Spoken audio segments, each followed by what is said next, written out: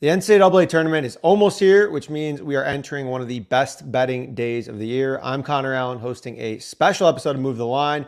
Joining me today again is Jason Liss from our friends over at Team Rankings and Pool Genius. Jason, has the last 24 hours still calmed down for you, or is it still going full throttle here? It's calmed down slightly. I mean, to where I've had time to go out and get a bite to eat rather than eating what's in the fridge here. So yeah, it's been good. It's been good. Yeah, no, that's it's important. At least you're eating now. I feel like that's a pretty good sign, right?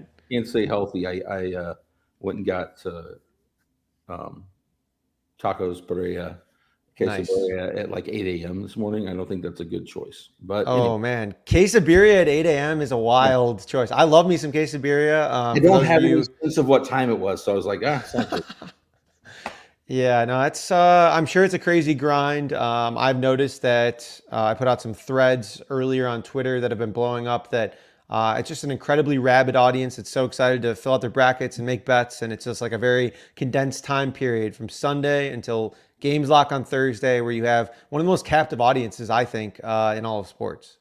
So it should be pretty exciting. Today, though, we're going to be breaking down the best bets of the tournament, plus a few futures bets. If you're looking for bracket advice, check out our last show from yesterday. This show will be posted on both the Move the Line and the Most Accurate podcast feeds, because we know you all love betting, brackets, everything here. But before we get into it, I want to mention today's show is sponsored by our friends at Team Rankings. Their tools and analysis I think will help you dominate your March Madness pools. They allow you to plug in your own custom settings for how big of a tournament pool you're in, scoring system, and will produce an entire bracket for you that optimizes everything. Their brackets win over 200% more than expected since 2017. So you find the link in the show notes. Again, it's not just a product that we are partnered with. I legitimately use it. I think it's great work. So, it's awesome stuff there. But let's jump in. And you can start anywhere. I mean, I figure we'll touch on a couple bets here. Like, you just start with a bet that you really like and still think there's some value on the board right now. Yeah, I mean, I've got to see where it's at. I haven't checked in the last 30 minutes, so I don't know if lines have moved. But Drake had moved to the favorite role, but it was still at 1.5. Yeah, I originally got it in before it moved to 1 when they were actually a slight dog to open Sunday night. So Monday I put it in Drake when I got them at a slight plus number.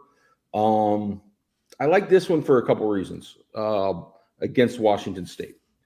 And I say this, Drake broke my heart last year. I had him against Miami, and look what happened to Miami. So maybe you want to take Washington State because Drake, if you recall, that game was played on a Friday night. Drake had the lead most of the game. Drake had Miami on the ropes, and then Drake absolutely crapped it in the final 2 or 3 minutes and couldn't score. And Miami came back and beat them and then went to the Final Four. So this Drake team, veteran team, well coached. They had a bit of a rough start when they had some players out, and some of their worst results were back in November. So I tend to look, if teams are playing better and their worst games were bunched in November, I mean, before Thanksgiving, I know the committee likes to look at those games, but I'm more willing to forgive them and just say they got off to a rough start.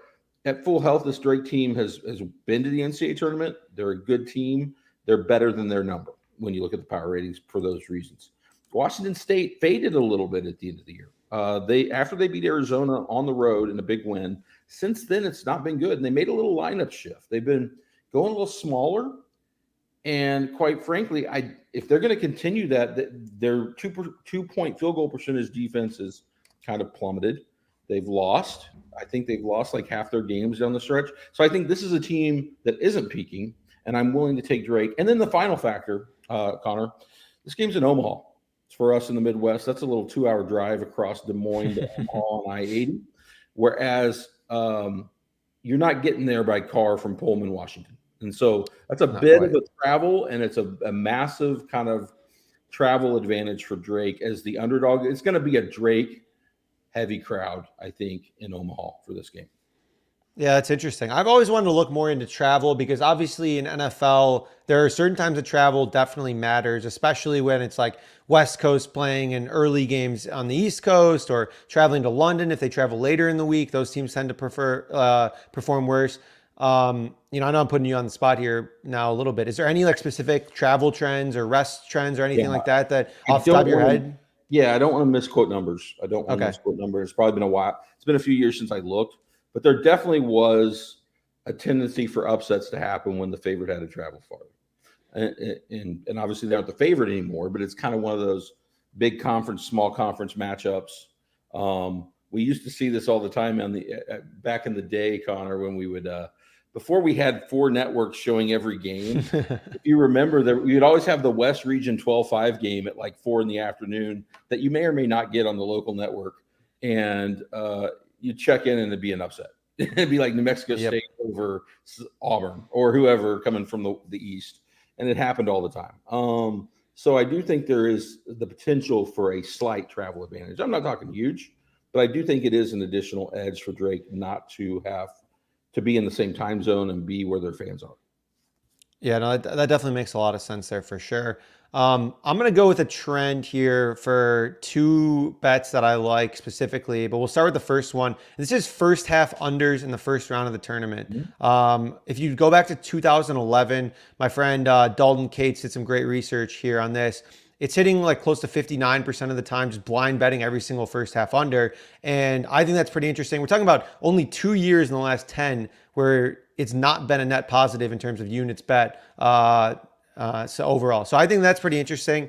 And so we're going to go here to 2 teams that play slow and play pretty good defense with St. Mary's and Grand Canyon first half under 61.5 points. Again, it seems low, 30 to 30, 32-30 gets you over, but I'm looking at this under here. St. Mary's allowing only 26.5 first half points per game this season, 3rd best in the country. They're top 15 in defensive efficiency, and they play super slow, 358th in pace. And they get a Grand Canyon opponent who their adjusted number looks okay, 51st in adjusted defensive efficiency, but they're 10th in effective field goal rate allowed, which means they don't allow a lot of like easy shots essentially. Like teams take tough shots against them. So that I think matters a lot and could translate to a St. Mary's team that isn't exactly like a super potent offense.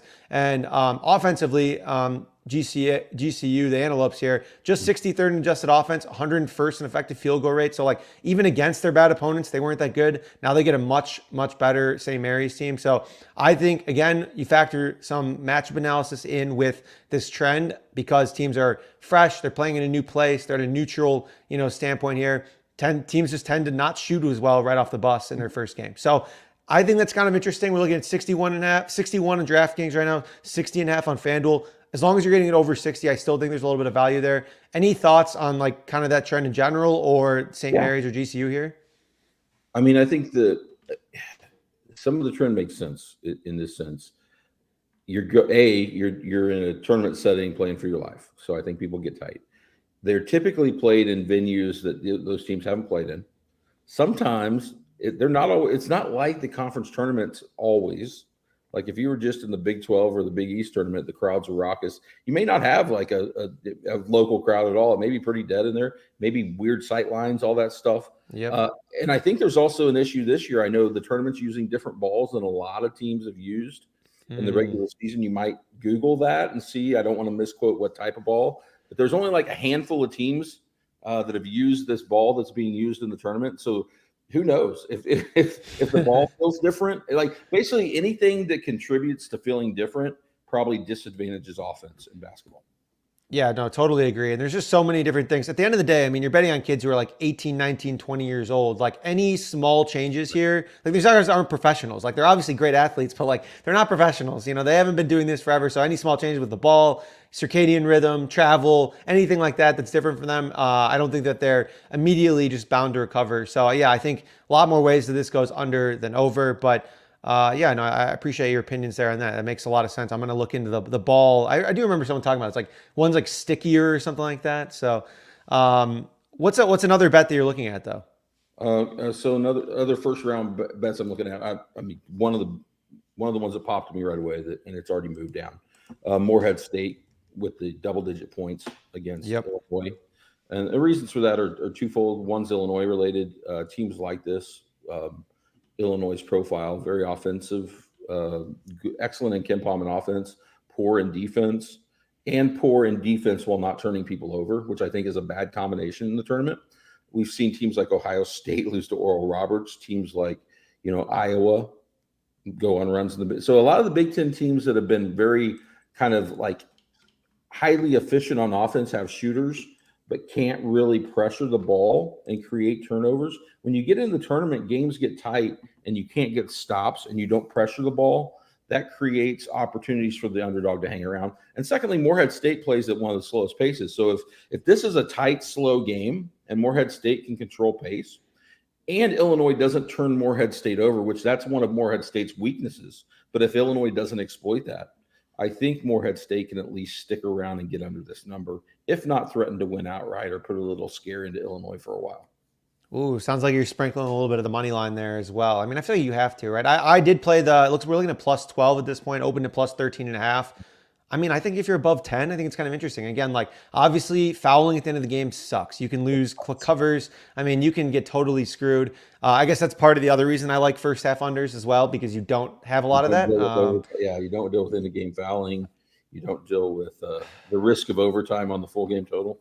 Yeah. Oh, man. Absolutely nothing worse than going to overtime when you have a full game under or seeing like 30 points in the last minute just because of fouling and the other team still hitting their threes. No, I love the McNeese State play or Morehead State play. I definitely played that as well. Yeah, it all adds up there. Great logic, I think. But we have a question here in the chat for tonight's game from Jeff.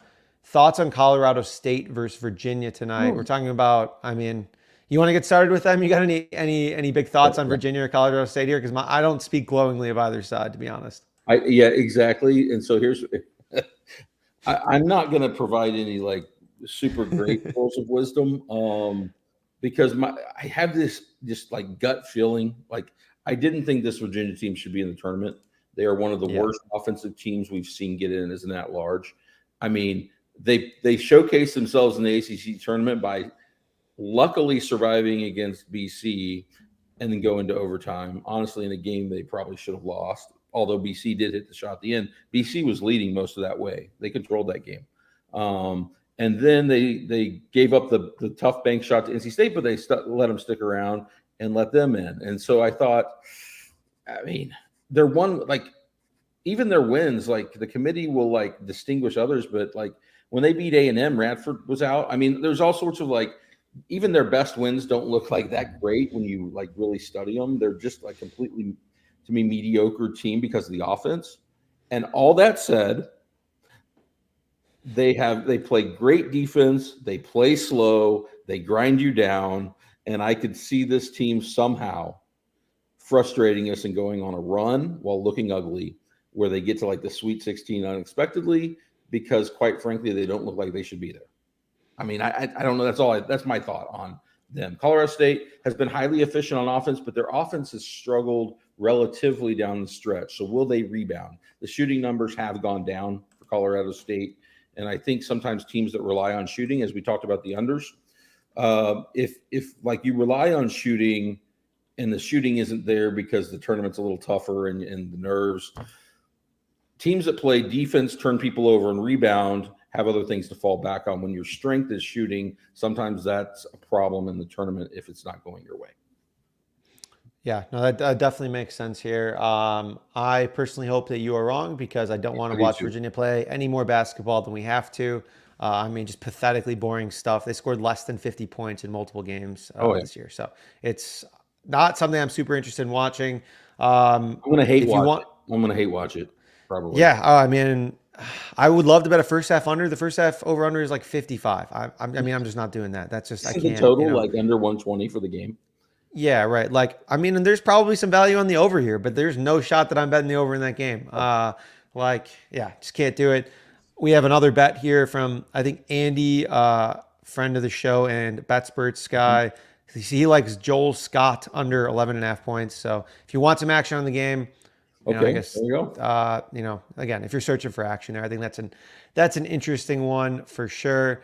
I think you talked about your second one already. So I'll go to another, I'll go with a team actually here. So I like Oregon money line outright against South Carolina. I think that's a fun one. We touched on it a little bit in the bracket show here. But I think I like Oregon's profile coming off a dominant run in the Pac-12 here. Wins over Arizona, wins over Colorado. They now draw a South Carolina team that plays slow. They're not amazing at anything. They were good in their conference, but I think that there's some holes with this squad here against an Oregon team that's playing better. They're well coached.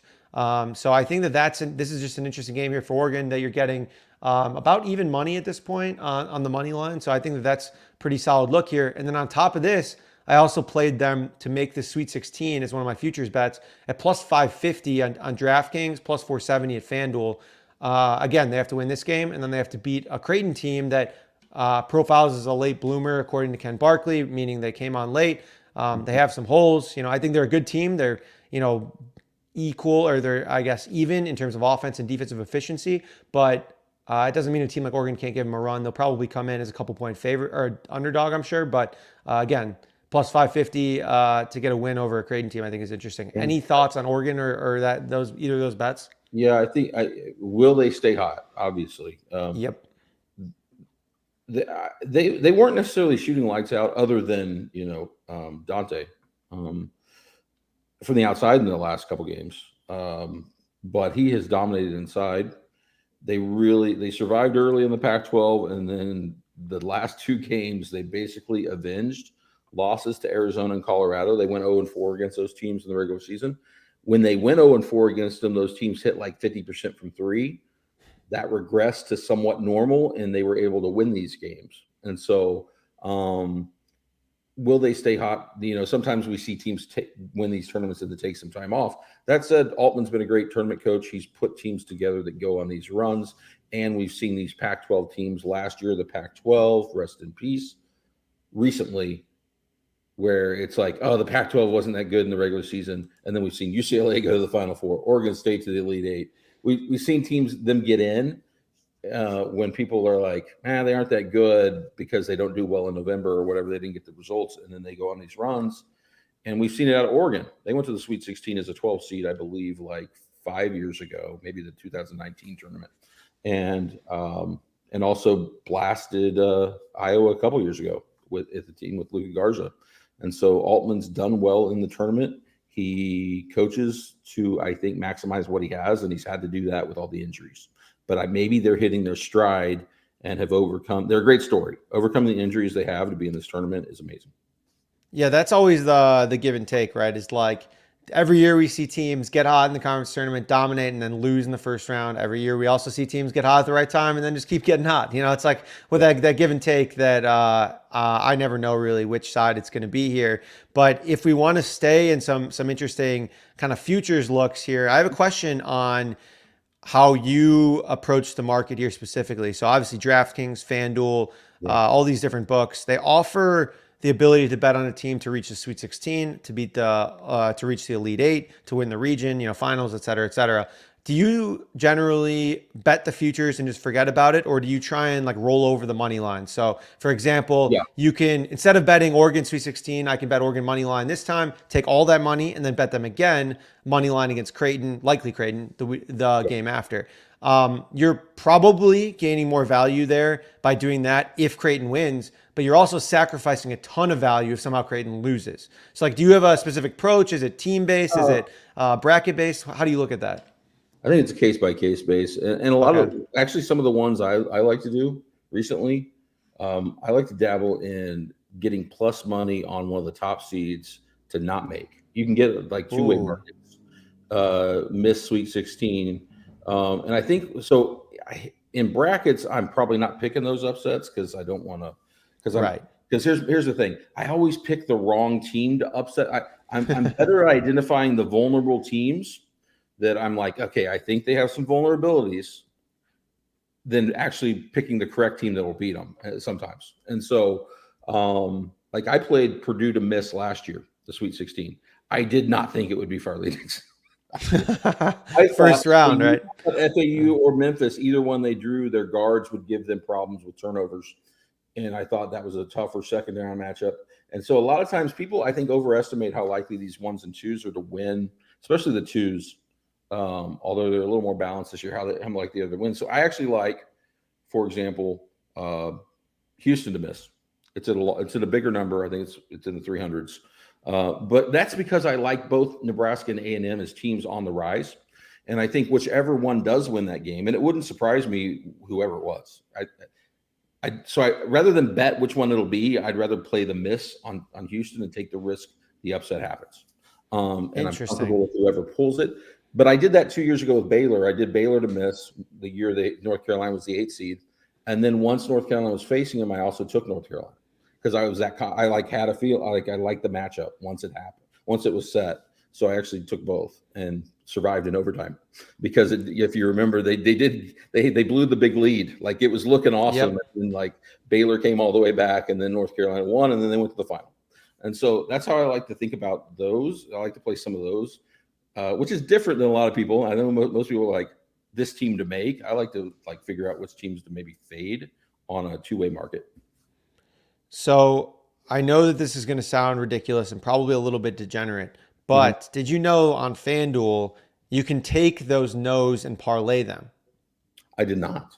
No. So you can parlay like Florida Atlantic to not make the Elite Eight at like minus 4,000, plus Duquesne, plus Dayton, plus Mississippi State. All it knows to now get like, a normal price on something. Is that the most ridiculous thing you've ever heard? I mean, I might have to look into this now because I feel like there's some teams that like maybe they win one game, maybe they win 2 games, but like, are they really going to win 3 games? Like, always. I don't know. You never know. Yeah, you're going to be the guy like the guys posted. I took Purdue money line against Fairleigh Dickinson.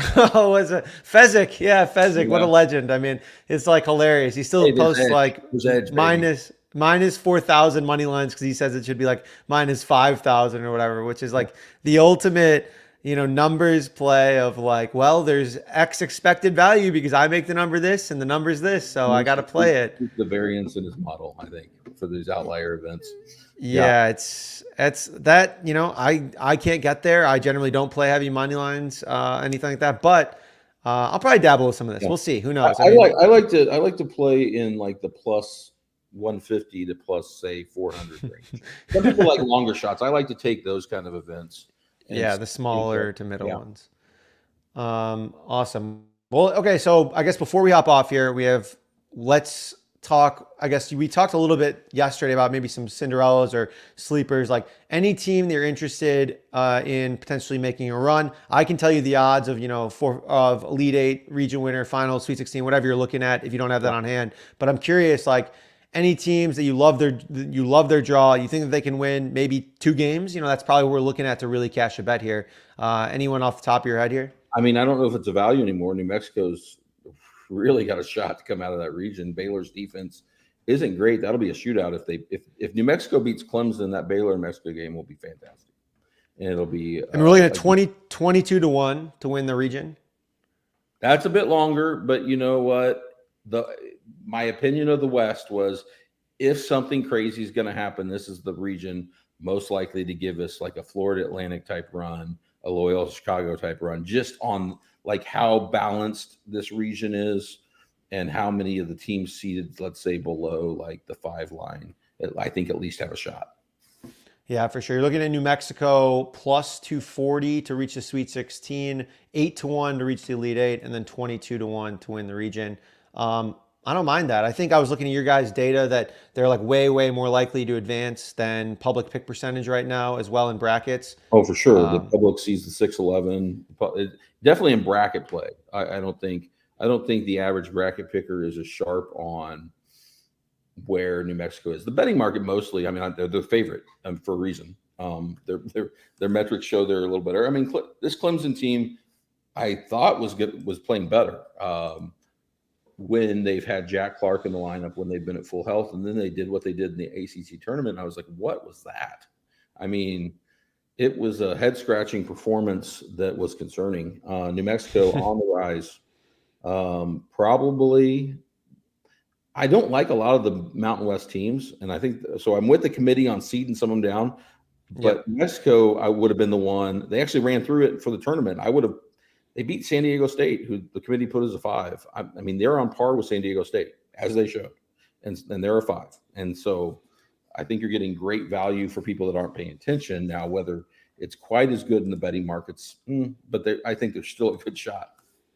Yeah, I mean, and they're playing, I think, what most people consider to be like an overseeded team as well.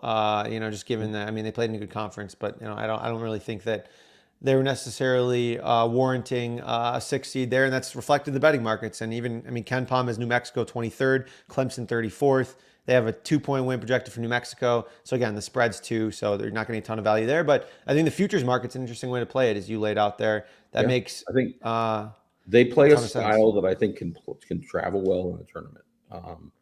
Guard oriented, but can turn people over and can, if you can create turnovers in the tournament as you try to make a run, I think you've got a chance.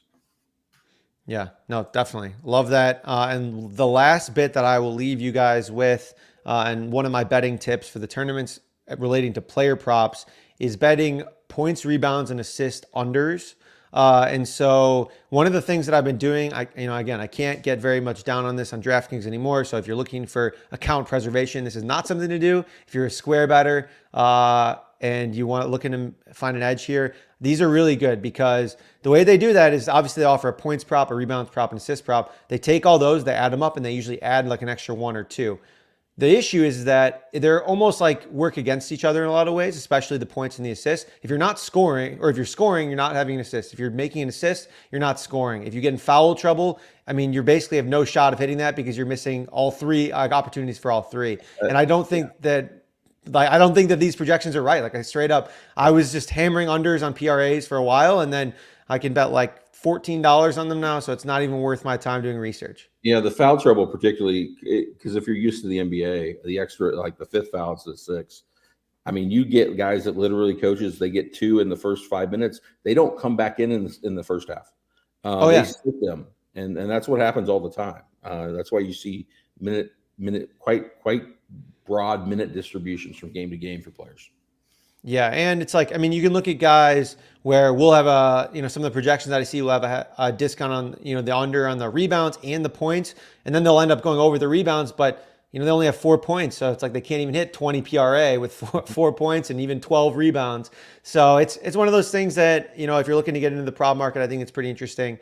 One of the things that I've noticed specifically, I will be at the DraftKings Sportsbook on Thursday in Chicago, manually feeding the kiosk so I can get down on these, but the app's not working too well. But Jason, I guess any last things here to wrap it up? And if not, feel free to plug what you got going on for the rest of the week, man. We made it through this. No, we'll get to find out where we're wrong on everything come Thursday. Excited for it. It should be a fun tournament. I will say I don't think I'm going to go out on a limb. It's not going to be as crazy as last year. Last year was historic. I do think we're going to see some top seeds advance deeply. There may be one surprise run to the Final Four, but I think it's going to be more like a typical year where you have 1-7 maybe slipping through, or 1-11. Or something like that, or an 8 that knocks off the 1 and goes on a run, but not like all 4 regions. But I will be excited to see that. I'm excited to look at like the specialty props once we get into it. I've had success betting the over on seeds for the Final Four the last 2 years. Ooh. I'm wondering if the number will be sharper this year because I was able to get it like at a number that it clinched by the Elite Eight both years in the last two. So, but I haven't seen that number yet. I'm going to go look for it, see if anybody's offered it. Yeah, I mean, I filled out my first bracket and had 3 1 seeds and a 2 seed. So I feel like a complete square, but I just think it's one of those years. I think there's a couple of good 1 seeds and 1 and 2 seeds. So we'll see. Probably less variance than last year where there was multiple double-digit seeds, and UConn was a 4 seed, I think, last year in a pretty not similar but interesting spot, kind of like what Auburn's in right now in terms of ranking and in terms of where they're at. But obviously, they do have to face UConn there in probably the Sweet 16. So pretty big roadblock on their way to the Final Four. But overall, I think this was great. Appreciate you coming on here. You can, absolutely. Thank you. Yeah. You can find all of Jason's stuff over at Team Rankings and Pool Genius. Link in the show notes there. And if you want my official bets, you can go to 4for4.com/plans. I have my article up already there where I have 5 or 6 bets, and I'll probably be releasing a couple more here in the coming days. So appreciate you guys all listening. For Jason, I'm Connor. We will talk soon.